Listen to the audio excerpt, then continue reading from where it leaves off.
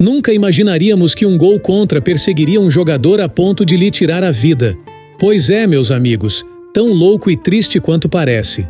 Andrés Escobar, uma grande promessa da Colômbia para o mundo, teve a vida transformada em uma tragédia por causa de um erro: marcar um gol contra. Esse deslize foi algo que a máfia não perdoou. Estamos falando da Colômbia do início dos anos 90, uma época em que as sujas máfias e cartéis monopolizavam o futebol colombiano. Eles decidiam até quem jogava e quem não jogava nas partidas dos clubes. Usavam os jogadores para lavar o dinheiro sujo e, no caso do inocente Andrés Escobar, decidiram tirar sua vida por causa de um gol contra. Naquela época, a Colômbia contava com uma geração de peso no futebol, com jogadores como o Pibe Valderrama, o excêntrico goleiro René Higuita, Faustino Asprilla e o saudoso Andrés Escobar. Essa seleção tinha tudo para realizar o sonho de ganhar uma Copa do Mundo. Eles tiveram uma fase classificatória impecável, destruindo a Argentina de Batistuta, Simeone e Maradona em 1993, com um incrível 5-0 no Estádio Monumental de Buenos Aires. Depois desse jogo, diziam entre eles: "Depois dessa partida, só podemos voltar ao país como campeões do mundo." A geração colombiana estava sonhando acordada, mas uma cruel jogada do destino acabaria desmoronando todo o país. Agora, o canal O Manual da Bola terá a honra de relatar os últimos momentos da inocente vida de Andrés Escobar, com um gol contra que o tirou deste mundo antes do tempo. Vamos começar. Andrés Escobar nasceu em Medellín, na Colômbia, em 13 de março de 1967. Cresceu em uma família de classe média e, desde cedo, decidiu dedicar sua vida ao futebol, inspirado pelo irmão que era jogador profissional no Atlético da Colômbia. Escapava das aulas para jogar futebol, algo que amava tanto, e acabou reprovando na escola. Seus pais, irritados, decidiram mudá-lo de escola, e ele acabou se formando no Instituto Conrado, onde participou de vários torneios. Seu talento era evidente, sendo apelidado pelos colegas de "o Cavalheiro do Futebol", por seus toques elegantes e sua forma respeitosa de jogar. Ele recuperava a bola sem cometer muitas faltas, e sua posse de bola era admirável. No início, precisou seguir uma dieta rigorosa para ganhar massa muscular, pois era alto e magro. Logo, seu talento não passou despercebido e ele entrou para o time de sua vida, o Atlético Nacional da Colômbia.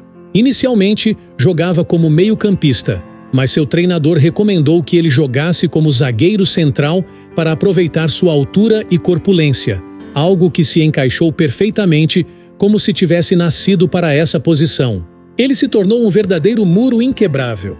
Suas habilidades lhe garantiram a titularidade e ele fez parte de uma equipe histórica no Atlético Nacional, conquistando a primeira Copa Libertadores da Colômbia em 1989, com Escobar como titular. Esse título consolidou sua posição e ele foi convocado para a seleção colombiana. Naquela época, Andrés Escobar era uma grande promessa para o futebol do seu país. Ele jogou a Copa do Mundo de 1990 lado a lado com o Pibe Valderrama. No ano seguinte, conquistou a Copa Interamericana com uma seleção colombiana poderosa e forte, que enchia de esperança uma nação atormentada pelas máfias durante as décadas de 80 e 90. O futebol era o único motor que impulsionava o país para frente. No início de 1994, Andrés Escobar estava se recuperando de uma lesão e conseguiu mostrar que estava em boa forma ao jogar a primeira parte do campeonato colombiano pelo Atlético Nacional. Tudo parecia estar indo bem, com seu time liderando a tabela, e ele se preparava para o Mundial. Tristemente, o que ele não sabia é que esses seriam seus últimos jogos pelo clube. Aos 27 anos, Escobar havia alcançado o auge de sua carreira e estava prestes a assinar contrato com ninguém menos que o Milan, da Itália. Ele seria o substituto do lendário Franco Baresi. Tinha construído um futuro brilhante, mas não sabia que dias sombrios estavam por vir. Mas vamos por partes. Chegamos ao angustiante Mundial dos Estados Unidos em 1994, onde Escobar foi titular nos 3 primeiros jogos. No primeiro jogo, a Colômbia perdeu por 3-1 contra a Romênia. Andrés foi um dos melhores em campo, recuperando muitas bolas, mas sozinho não podia fazer milagre. Seu time não o apoiou. O segundo jogo era crucial, e digo isso literalmente. Escutem agora o capítulo mais sombrio dessa história. A Colômbia enfrentaria os Estados Unidos na fase de grupos. Um dia antes do jogo, o técnico da Colômbia, Maturana, recebeu uma ligação anônima com a seguinte ameaça: Ouve bem, Maturana.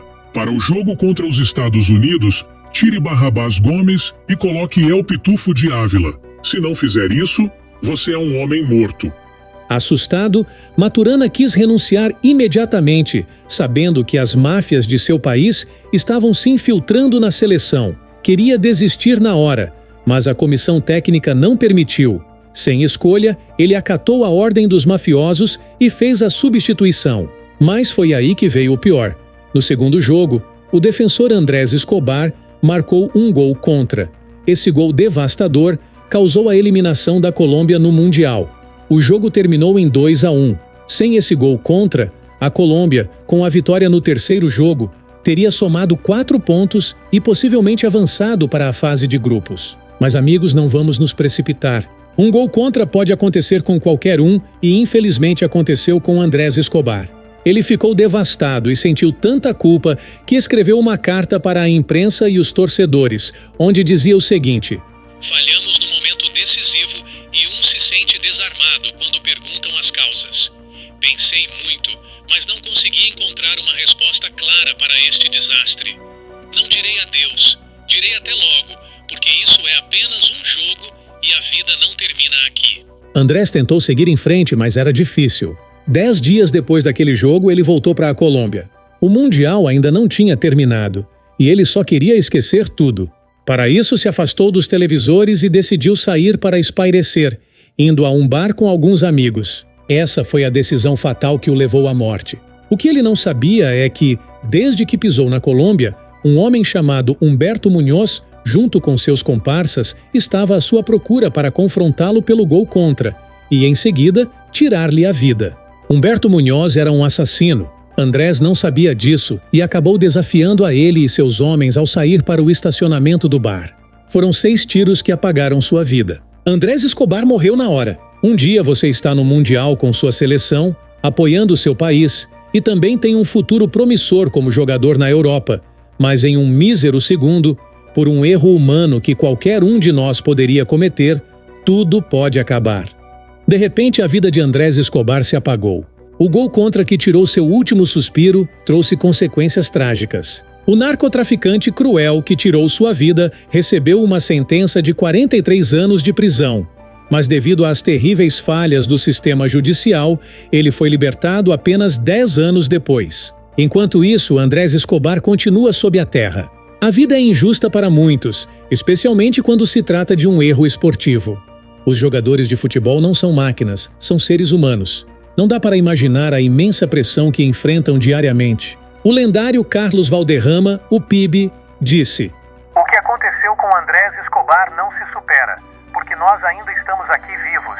E isso não aconteceu em nenhuma outra parte do mundo, só aqui na Colômbia.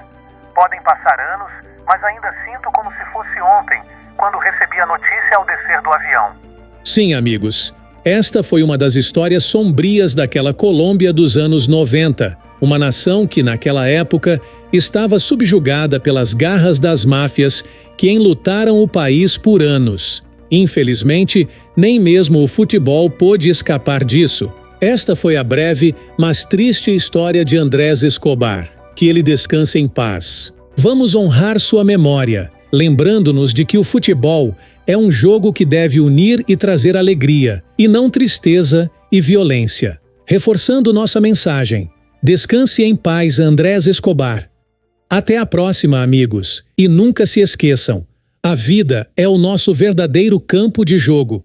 Eu sou Giovanni Souza, e esse é o canal O Manual da Bola.